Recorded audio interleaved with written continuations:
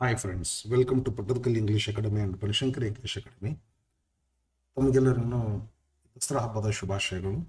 ನಾನು ಸರಿಯಾಗಿ ಇವತ್ತಿಗೆ ಒಂದು ವರ್ಷ, ಕಳೆದ ವರ್ಷ ದಸರಾ ಹಬ್ಬದ ದಿನದಂದೇ ಈ ನನ್ನ ಎರಡು Pattadakal English academy, Banashankari English academy ಈ ಇಂಗ್ಲೀಷ್ ಯೂಟ್ಯೂಬ್ ಚಾನಲ್ಸ್ಗಳನ್ನು ಸ್ಟಾರ್ಟ್ ಮಾಡಿದ್ದೆ. ಈ ಸಂದರ್ಭದಲ್ಲಿ ಚಾನಲ್ ಸ್ಟಾರ್ಟ್ ಮಾಡಲು ಹೆಲ್ಪ್ ಮಾಡಿದಂಥ ನನ್ನೆಲ್ಲ ವಿದ್ಯಾರ್ಥಿಗಳು, ನನ್ನ ಕಾಲೇಜ್ ಸ್ಟೂಡೆಂಟ್ಸ್ಗಳು ನನಗೆ ಇದನ್ನು ಸ್ಟಾರ್ಟ್ ಮಾಡೋದು ಅಂದರೆ ದಸರಾ ವೆಕೇಷನ್ದೊಳಗೆ ಸಿಲೆಬಸ್ ಚೇಂಜ್ ಆಯಿತು. ಲಾಸ್ಟ್ ಇಯರ್ ಒಂದು 2-3 ದಿವಸ ಎಕ್ಸ್ಟ್ರಾ ಕ್ಲಾಸ್ ಹಾಕಿದೆ, ಬಟ್ ಏನೋ ಕೆಲಸ ಆಗಲಿಲ್ಲ. ನಂತರ ನಾನು ಯೂಟ್ಯೂಬ್ ಮಾಡಿ ಹಾಕಿಬಿಟ್ರಿ ಸರ್, ನಾವು ಮನೆ ನೋಡ್ಕೋತೀವಿ ಅಂತ ತಿಳ್ಕೊಂಡು ಹುಡುಗರೇ ಯೂಟ್ಯೂಬ್ ಕ್ಲಾಸ್ ಸ್ಟಾರ್ಟ್ ಮಾಡಿಕೊಟ್ರು. ನನಗೆ ಚಾನಲ್ ಸ್ಟಾರ್ಟ್ ಮಾಡಿದರು. ನನ್ನ ವಿದ್ಯಾರ್ಥಿಗಳಿಗೆ ಏನು ನನಗೆಲ್ಲ ಪ್ರತಿ ಹಂತದಲ್ಲೂ ಮತ್ತೆಲ್ಲ ಗೈಡೆನ್ಸ್ ಮಾಡ್ಕೊಂಡು ಬಂದವು. ಹಿಂಗೆ ಮಾಡಿರಿ ಸರ್, ಹಂಗೆ ಮಾಡಿ ಸರ್ ಅಂತೇಳಿ. ನನಗೇನು ಗೊತ್ತಿರಲಿಲ್ಲ. ಅವರೇ ತಮ್ಮ ಸ್ಟಡಿಗಾಗಿ ಸ್ಟಾರ್ಟ್ ಮಾಡಿಸಿದಂಥದ್ದು. ಹೀಗೆ ನನ್ನ ಸಹಾಯ ಮಾಡಿದಂಥ ನನ್ನೆಲ್ಲ ವಿದ್ಯಾರ್ಥಿ ಬಳಗಕ್ಕೆ ನಾನು ಚಿರಋಣಿ ಮತ್ತು ದಸರಾ ಹಬ್ಬದ ಹಾರ್ದಿಕ ಶುಭಾಶಯಗಳು. ಅದೇ ರೀತಿಯಲ್ಲಿ ನನ್ನ ಚಾನಲ್ಸ್ಗಳನ್ನ ವಾಚ್ ಮಾಡ್ತಕ್ಕಂಥ ಪ್ರತಿಯೊಬ್ಬ ವಿದ್ಯಾರ್ಥಿಗಳಿಗೂ, ಪ್ರತಿಯೊಬ್ಬ ಸಹೃದಯರಿಗೂ ಕೂಡ ನಾನು ದಸರಾ ಹಬ್ಬದ ಶುಭಾಶಯಗಳನ್ನು ತಿಳಿಸುತ್ತಾ ಧನ್ಯವಾದಗಳನ್ನು ತಿಳಿಸುತ್ತೇನೆ. ಅದೇ ರೀತಿಯಲ್ಲಿ ಮುಂದೂ ಕೂಡ ನನಗೆ ನನ್ನ ಚಾನಲ್ಗಳನ್ನು ನೋಡ್ರಿ, ಡೆಫಿನೆಟ್ಲಿ ನಿಮಗೆ ಒಂದು ಬೆನಿಫಿಟ್ ಆಗೇ ತೀರ್ತೈತಿ. ಎಸ್, ಹೀಗೆ ಹೇಳ್ತಾ ನಾನು ಈ ಡೈರೆಕ್ಟ್ ಸ್ಪೀಚ್ನ ಇಂಡೈರೆಕ್ಟ್ ಸ್ಪೀಚ್ ಹೇಗೆ ಮಾಡಬೇಕು ಅಂತ ತಿಳ್ಕೊಂಡು ಥಿಯರಿ ಹೇಳ್ಕೊಂತ ಬಂದಿದ್ದೆ. ಒಂದು 5-6 ವಿಡಿಯೋಗಳನ್ನ ಮಾಡೀನಿ. ಸಿಂಪಲ್ ಹೈಸ್ಕೂಲಿಗೆ ಬರುವಂಥ ಎಕ್ಸಾಂಪಲ್ಸ್ಗಳು ಮಾಡಲಿಕ್ಕೆ ಇವತ್ತಿನ ಲಾಸ್ಟ್ ವಿಡಿಯೋ ಸಾಕಾಗ್ತೈತೆ. ಇಷ್ಟು ಒಂದು ವಿಡಿಯೋನು ಬಿಡಲಾರ್ದೆ ಎಲ್ಲದನ್ನು ನೋಡ್ರಿ, ಸಂಪೂರ್ಣ ನೋಡ್ರಿ. ಏನು ಕಂಪ್ಲೀಟ್ ಮಾಡಿದ್ರಿ ಅಂತಂದರೆ ಮತ್ತೆ ಕಾನ್ಫಿಡೆನ್ಸ್ ಕಳ್ಕೊತೀರಿ ನಾವು, ಎಲ್ಲಿ ತಪ್ಪೋದು ಅಂತ ತಿಳ್ಕೊಂಡು. ಒಂದು ವಿಡಿಯೋ ಬಿಡಲಾರ್ದಂತೆ ಇದು ಲಾಸ್ಟ್ ವಿಡಿಯೋ. ಇಲ್ಲಿ ತನಕ ನೋಡ್ರಿ. ನೀವು ಹೈಸ್ಕೂಲ್ ಲೆವೆಲ್ ಎಕ್ಸಾಂಪಲ್ಸ್ಗಳನ್ನ ಖಂಡಿತ ಮಾಡ್ತೀರಿ. ಅತ್ಯಂತ ಆತ್ಮವಿಶ್ವಾಸದಿಂದ ಹೇಳ್ತೀನಿ. ಎಲ್ಲ ಪಾಯಿಂಟ್ಸ್ಗಳನ್ನ ಕವರ್ ಮಾಡೀನಿ. ಬಹುತೇಕ ಅಷ್ಟಾದಾಗೂ ಎಲ್ಲಾದರೂ ಸ್ವಲ್ಪ ಸಮಸ್ಯೆ ಬಂದ್ರೆ ಕೇಳ್ತೀರಿ, ಕೊಟ್ರಿ ಡೆಫಿನೆಟ್ಲಿ ಆನ್ಸರ್ ಮಾಡ್ತೀನಿ. PUC ಮಟ್ಟದ ಕ್ವಶನ್ಸ್ಗಳನ್ನ ಬಿಡಿಸ್ಬೇಕು ಅಂತಂದ್ರೆ ಇನ್ನೂ 1-2 ವಿಡಿಯೋ ಮಾಡ್ಬೇಕಾಗ್ತೈತಿ. ಅಂದರೆ ಯಾವುದನ್ನು ಕುರಿತು ಅಂತಂದ್ರೆ, ಒಂದು ಇದು ಸಿಂಗಲ್ ಸೆಂಟೆನ್ಸ್ ಈಗ ಮಾಡಿದ್ದು, ಇನ್ನು ಕಾಂಪ್ಲೆಕ್ಸ್, ಕಾಂಪೌಂಡು, ಡಬಲ್, ಮಲ್ಟಿ ಸೆಂಟೆನ್ಸಸ್ಗಳನ್ನ ಕೊಡ್ತಾರೆ. ಅವುಗಳನ್ನು ಹೆಂಗೆ ಮಾಡ್ಬೇಕು ಅನ್ನೋದನ್ನ ಒಂದು ವಿಡಿಯೋ ಮಾಡಿ ಹಾಕ್ತೀನಿ. ನೆಕ್ಸ್ಟ್ ಕನ್ವರ್ಸೇಷನ್ ಕೊಡ್ತಾವೆ, ಇನ್ಕಂಪ್ಲೀಟ್ ಸೆಂಟೆನ್ಸಸ್ ಇರ್ತವೆ, ಅವನ್ನೆಲ್ಲ ಹೆಂಗೆ ಮಾಡ್ಬೇಕು ಅಂತ ತಿಳ್ಕೊಂಡು ಒಂದು ವಿಡಿಯೋ ಬೇಕಾಗ್ತದೆ. ಇನ್ನು 2 ವಿಡಿಯೋಗಳನ್ನ ನೋಡ್ರಿ ನೀವು. PUCದು ಏನೋ ಡೈರೆಕ್ಟ್ ಇಂಡೈರೆಕ್ಟ್ ಕ್ವಶನ್ಸ್ಗಳನ್ನ ಸಲೀಸಾಗಿ ಬಿಡಿಸ್ತೀರಿ. ಓಕೆ, ಹಿಂಗೆ ಹೇಳ್ತಾ ಇವತ್ತಿನ ವಿಡಿಯೋದಲ್ಲಿ ಏನು ಹೇಳ್ಬೇಕಂತಿಲ್ಲ ಅಂದರೆ, ಡೈರೆಕ್ಟ್ ಸ್ಪೀಚಲ್ಲಿ ಈ ಕೆಲವೊಂದು ವರ್ಡ್ಸ್ಗಳು ಇರ್ತಾವ್ರಿ ಕೊಟ್ಟಂಥ ಸೆಂಟೆನ್ಸ್ಗಳನ್ನ. ಇಂಡೈರೆಕ್ಟ್ ಸ್ಪೀಚಲ್ಲಿ ಇದೇ ವರ್ಡ್ಸ್ಗಳನ್ನ ಉಳಿಸ್ಬಾರ್ದು, ಅವನ್ನ ಬದಲಾವಣೆ ಮಾಡಬೇಕು.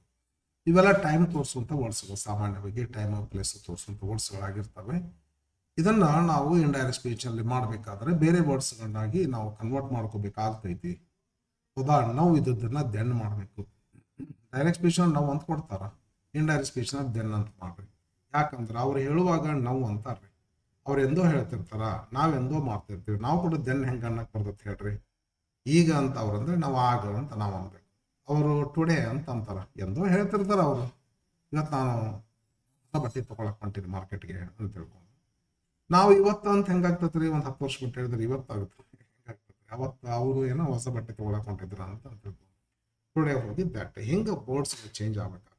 ಕಾರಣ ಏನಂತ ಕೇಳಿದ್ರೆ, ಯಾರೋ ಒಬ್ರು ಎಂದೋ ಒಂದು ದಿವಸ ಹೇಳ್ದಂಥವನ್ನ ನಾವೆಂದೋ ಹೊಳ್ಳಿ ಹೇಳುವಾಗ ಅದೇ ವರ್ಡ್ಸ್ಗಳು ನಾವು ಬಳಸಿದ್ರೆ ತಪ್ಪಾಗ್ತದೆ, ಮೀನಿಂಗ್ ಬರೋದಿಲ್ಲ. ಹಾಗಾಗಿ ನಾಳೆ ಅಂತಾರೆ ಯಾವುದೋ ಒಂದು ಸಂದರ್ಭದಲ್ಲಿ ಅವರು, ನಾವೇನು ಅನ್ಬೇಕು, ಮರು ದಿವಸ ಅಂತ ಅನ್ಬೇಕು, ನೆಕ್ಸ್ಟ್ ಡೇ ಅನ್ಬೇಕು, ಇಲ್ಲ ದ ಫಾಲೋವಿಂಗ್ ಡೇ ಅನ್ಬೇಕು, ದ ಡೇ ಫಾಲೋವಿಂಗ್, ನಿನ್ನೆ ಅಂತಾರೆ ಅವರು, ಎಸ್ಟರ್ಡೇ ಅಂತ. ನಾವು ಎಂದು 10 ವರ್ಷ ನಂತರ ಎಸ್ಟರ್ಡೇ ಹೆಂಗೆ ಅನ್ನಕ್ಕೆ ಬರ್ತೈತ್ರಿ, ಹಿಂದಿನ ದಿವಸ ಅಂತ ಅನ್ಬೇಕು, the previous day, the day before ಅಂತ ಅನ್ಬೇಕು, the day after tomorrow, the day before yesterday, ನಾಳೆ ನಾಡ್ದ, ನಿನ್ನೆಲ್ಲಿ ಮಾನ್ಯ ಅಂತ ನೀವು ಅದನ್ನು ದ ಅದರ್ ಡೇ ಮಾಡಿಬಿಟ್ರಿ, ಬರಬರೇ ಆಗ. ಇನ್ನೊಮ್ಮೆ next Sunday, next Monday, next year, next month ಅಂತಿರ್ತಾರ. ನೀವು ನೆಕ್ಸ್ಟ್ ಅಂದರೆ 10 ವರ್ಷ ಬಿಟ್ಟು ನೀವು ನೆಕ್ಸ್ಟ್ ಮಂಡೇ ಅವ್ರೇನು ಹಿಂಗತೆ ಮಾಡ್ತಾರ ಅಂತ ಹೆಂಗೆ ಹೇಳಾಗ್ತದೆ, ನೆಕ್ಸ್ಟ್ ಮಂಡೇ ಅಂತ ಹೆಂಗೆ ಅಂತಿರ್ತೀವಿ. The following Monday, the following Sunday, the following month ಅನ್ಬೇಕು. ನಂತರ ಅವ್ರೇನು ಹೇಳಿದ್ರಲ್ಲ, ನಂತರ ಬರ್ತಕ್ಕಂಥ ಮಂಡೇ, ನಂತರ ಬರ್ತಕ್ಕಂಥ ಈ ಮಂತ್, ನಂತರ ಬರ್ತಕ್ಕಂಥ ಇಯರ್, ನೆಕ್ಸ್ಟ್ ಅದನ್ನ ಫಾಲೋವಿಂಗ್ ಮಾಡ್ಕೊಡ್ರಿ ಅಂದ್ರೆ ಚಲೋ ಆಗ್ತದೆ. ಹಿಂದಿನ ತಿಂಗಳು ನಾನು ಬೆಂಗಳೂರಿಗೆ ಹೋಗಿದ್ದೆ ಅಂತ, ಹೌದಲ್ಲ, ಹಿಂದಿನ ತಿಂಗಳು ಅಂತಾರೆ ಅವ್ರು. ಎಂದೋ ಹೇಳ್ತಾರೆ ನಾವು 10 ವರ್ಷ ಬಿಟ್ಟರೆ ನಾವು ಹಿಂದಿನ ತಿಂಗಳು ಅಂತ ಹೆಂಗಂತ ತಪ್ಪೋಗಲ್ಲನ್ರಿ. ಅವ್ರು ಹೇಳಿದಾರಲ್ಲ ಅದನ್ನ ಹಿಂದಿನ ತಿಂಗಳು ಅನ್ನಬೇಕಾದ್ರೆ ಪ್ರೀವಿಯಸ್ ಅಂತ, ಲಾಸ್ಟ್ ತೆಗೆದು ಪ್ರೀವಿಯಸ್ ಮಾಡ್ರಿ, ನೆಕ್ಸ್ಟ್ ತೆಗೆದು ಫಾಲೋವಿಂಗ್ ಮಾಡ್ರಿ, ಕರೆಕ್ಟ್ ಬರ್ತದೆ. ದಿಸ್ ಅಂತ ಅಲ್ಲಿ ಮಗ್ಳು ಇರ್ತೈತೆ ಅವ್ರಿಗೆ ದಿಸ್ ಅಂತಾರೆ. ನಮ್ಗೆ ಯಾಕೆ ಮಗ್ಳು ಇರ್ತೈತಿ, ದೂರ ಇರ್ತೈತೆ, ನಾವು ಎಕ್ಸಾಮ್ ಹಾಲ್ನಾಗ ಇರ್ತೈತಿ, ದ್ಯಾಟ್ ಅನ್ಬೇಕು. ದೀಸ್ ಅಂತಾರೆ, ನಾವು ಅನ್ಬೇಕು ದೋಸ್ ಅಂತ ಅನ್ಬೇಕು. ಕಮ್ ಅಂತ ಅಲ್ಲಿ ಕೂತ್ಕೊಂಡು ಅವ್ರು ಅಂತಾರೆ, ನಾವು ಇಲ್ಲೇ ಕೂತ್ಕೊಂಡು ಕಮ್ ಅಂತ ಹೆಂಗೆ ಅನ್ಬೇಕಾಗ್ತದೆ. ಗೋ ಅಂತ ಕ್ರಿಯಾಪದನ ಚೇಂಜ್ ಮಾಡ್ಬೇಕಾಗ್ತದೆ. ಇದ್ರ ಮಾಡ್ಬೋದು ಬಿಡ್ಬೋದು, ಮಾಡಿದ್ರೆ ಚಲೋ ಅವ್ರಿ. ಕಮ್ ಇದ್ರೆ ಗೋ ಅಂತ ಮಾಡ್ರಿ. Tonight that night, today that night, tonight that night. Ago ಅಂತಂದ್ರೆ ಎಂದು ನಾವು ಹೇಳ್ತೀವಿ ಅಂದಿನಿಂದ. 10 years ಎಗೋ ಅಂದ್ರೆ ಇವತ್ತಿನಿಂದ 10 ವರ್ಷದ ಹಿಂದ, 10 years ಎಗೋ. ನಾವು ಎಂದು ಹೇಳ್ತೀವಿ ನೋಡಿ, ಅವ್ರು ಎಂದು ಹೇಳ್ತಾರೆ ಆವತ್ತಿನಿಂದ 10 ವರ್ಷದ ಹಿಂದ ಅಂತ ಮೀನಿಂಗ್. ನಾವೊಂದು 20 ವರ್ಷ ಅಂತ ಹೇಳಕತ್ತೀವಿ ಅಂತ 10 years ಎಗೋ. ನಾ ಇವತ್ತು 10 years ಎಗೋನ ಹೆಂಗೆ ಅನ್ನಕತ್ತೀವಿ. ಅವ್ರೇನು ಹೇಳಿದಾರಲ್ಲ ಅದರಿಂದ 10 ವರ್ಷದ ಹಿಂದೆ ಅಂತ ಅನ್ಬೇಕು. ಬಿಫೋರ್ ಅವ್ರು ಹೇಳಿದಕ್ಕಿಂತ 10 ವರ್ಷ ಮುಂಚೆ ಅನ್ಬೇಕು. ಹಿಂಗ್ರಿ ನಾವು ಹೇಳಿದಾಗ 10 ವರ್ಷ 10 years ಎಗೋ ಅಂದ್ರೆ ತಪ್ಪಾಗ್ತದೆ. ಯಾವಾಗ ಅವ್ರು ಹೇಳುವಾಗ 10 ವರ್ಷದಿಂದ, ನಾವು 20 ವರ್ಷ ಬಿಟ್ಟು ಹೇಳಕತ್ತೀವ್ರಿ ಅವ್ರು ಹೇಳಿದ್ದನ್ನ 10 years ಎಗೋ ಅಂದ್ರೆ ತಪ್ಪಾಗಲ್ಲನ್ರಿ. ಹಂಗನ್ಬಾರ್ದು.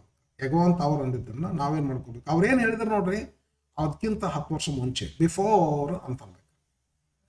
ಇಷ್ಟು ವರ್ಡ್ಸ್ಗಳನ್ನ ನೀವು ಡೈರೆಕ್ಟ್ ಸ್ಪೀಚ್ ಬಂದಿದ್ದನ್ನ ಇಂಡೈರೆಕ್ಟ್ ಸ್ಪೀಚ್ ಅಲ್ಲಿ ಚೇಂಜ್ ಮಾಡ್ಕೋಬೇಕಾಗ್ತೈತಿ. ಇಷ್ಟು ಮಾಡ್ಕೊಡ್ರಿ. ಆಮೇಲೆ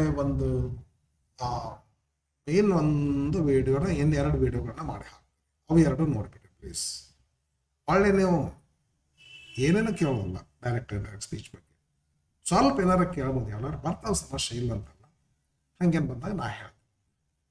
ಇವಾಗೇನದಾವಲ್ಲ, ನೀವು ಭಾಳ ಕಮೆಂಟ್ಗಳನ್ನ ಹಾಕಿದ್ರಲ್ಲ, ಹಾಗಾಗಿ ನಾನು ಅನಿಸ್ಬಿಡ್ತೀವಿ ಅವ್ನು ಸ್ವಲ್ಪ ಡೀಟೇಲ್ ಹೇಳ್ಬಿಡ್ಬೇಕಂತ ಯಾಕಂತ ತೇರಿ ಹೇಳಿಕತ್ತೀನಿ. ಎಸ್, ನೀವು ಎಲ್ಲ ನೋಡ್ಕೊಡ್ರಿ, ಪ್ರತಿಯೊಂದು ವಿಡಿಯೋನ ವಾಚ್ ಮಾಡಿರಿ, ಇನ್ನೆರಡು ವಿಡಿಯೋ ವಾಚ್ ಮಾಡಿರಿ, ಪರ್ಫೆಕ್ಟಾಗಿ ನೀವು ಡೈರೆಕ್ಟ್ ಸ್ಪೀಚ್ನ ಇಂಡೈರೆಕ್ಟ್ ಸ್ಪೀಚ್ ಮಾಡ್ತೀರಿ. ಓಕೆ, ಎಲ್ಲ ನನಗೇನು ನನ್ನ ಸ್ಟೂಡೆಂಟ್ಸ್ಗಳು ನನಗೆಲ್ಲ ಇದೆಲ್ಲ ಯೂಟ್ಯೂಬ್ ಚಾನಲ್ ಸ್ಟಾರ್ಟ್ ಮಾಡಿಕೊಟ್ಟವ್ರು, ಎಲ್ಲ ID ಕ್ರಿಯೇಟ್ ಮಾಡಿಕೊಟ್ಟು, ಅದೆಲ್ಲ ಸ್ಟೆಪ್ಸ್ ಎಲ್ಲ ಹೇಳ್ಕೊಟ್ಟು ಅಪ್ಲೋಡ್ ಮಾಡೋದು, ಪ್ರತಿ ಈಚ್ ಆ್ಯಂಡ್ ಎವ್ರಿ ಸ್ಟೆಪ್ ಸುಮಾರು ಒಂದು 3-4 ತಿಂಗಳು, ಒಂದು 15-20 ದಿವಸ ನಾನು ಬೇರೆದವ್ರ ವಿಡಿಯೋ ನೋಡ್ಕೊಂಡೇನೆ, ಹೆಂಗೆ ಸ್ಟಾರ್ಟ್ ಮಾಡ್ಬೇಕಂತ ತಿಳ್ಕೊಂಡು ಸಮ್ ನಾಲೆಜ್ ಪಡ್ಕೊಂಡೆ. ನನ್ನ ವಿದ್ಯಾರ್ಥಿಗಳು ನನಗೆ ಸ್ವಲ್ಪ ಡೇ ಟೈಮು ನನಗೆ ಹೇಳ್ತಿದ್ರು, ಅವರು ಈವ್ನಿಂಗ್ ಟೈಮು ನಾನು ಸ್ವಲ್ಪ ವಿಡಿಯೋಗಳನ್ನ ಕೇಳ್ತಿದ್ದೆ. ದೊಡ್ಡ ಪ್ರಮಾಣದಲ್ಲಿ ನನ್ನ ಸ್ಟೂಡೆಂಟ್ಸ್ಗಳು ಒಂದು 4-5 ಜನ ವಿದ್ಯಾರ್ಥಿಗಳು ಸತತ 4-5 ತಿಂಗಳು ನನ್ನ ಜೊತೆ ಕೂತು ದಿನಾಲು ಕೂತು ನನಗೆ ಈ ಮಟ್ಟಕ್ಕೆ ತಂದರು. ಹಾಗಾಗಿ ನಾನು ಅವನ್ನ ನೆನೆಯದೇ ಇದ್ದರೆ ಖಂಡಿತ ತಪ್ಪಾಗುತ್ತೆ. ಈ ಸಂದರ್ಭದಲ್ಲಿ 1 ವರ್ಷ ತುಂಬಿದ ನನ್ನ ಚಾನಲ್ಗಳಿಗೆ, ನನಗೆಲ್ಲ ಮಾರ್ಗದರ್ಶನ ಮಾಡಿದಂಥ ವಿದ್ಯಾರ್ಥಿಗಳಿಗೆ, ಶುಭ ಹಾರೈಸಿದಂಥವರಿಗೆ, ನನ್ನ ಚಾನಲ್ಗಳನ್ನು ವಾಚ್ ಮಾಡ್ತಕ್ಕಂಥ ಪ್ರತಿಯೊಬ್ಬ ಸಹೃದಯ ಎಲ್ಲ ಸಹೋದರರಿಗೆ, ವಿದ್ಯಾರ್ಥಿಗಳಿಗೆ ಎಲ್ಲರಿಗೂ ದಸರಾ ಹಬ್ಬದ ಹಾರ್ದಿಕ ಶುಭಾಶಯಗಳು. ಹೀಗೆ ಸಬ್ಸ್ಕ್ರೈಬ್ ಮಾಡಿಕೊಡ್ರಿ ಯಾರು ಮಾಡ್ಕೊಂಡಿಲ್ಲ. ನೆಕ್ಸ್ಟ್ ನಂತರ ಸಪೋರ್ಟ್ ಮಾಡಿರಿ, ವಾಚ್ ಮಾಡಿರಿ, ಬೆನಿಫಿಟ್ ಕೊಡ್ರಿ. Thank you for watching.